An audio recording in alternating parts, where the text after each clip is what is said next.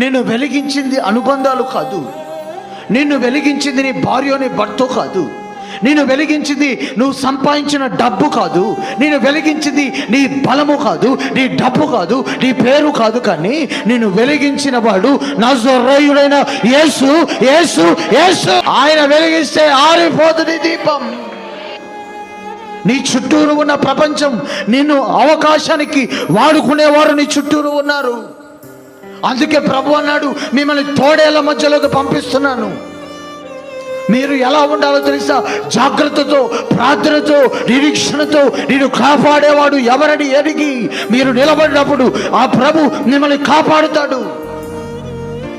దావీదు అంటారు, నా దీపాన్ని వెలిగించిన వాడు నీవే. నిన్ను వెలిగించిన దేవుడు ఎవరో తెలుసా? సైన్యములు జయించగలిగిన శక్తినివ్వగలిగిన దేవుడు. ఆయన పేరు నజరేయుడైన యేసు.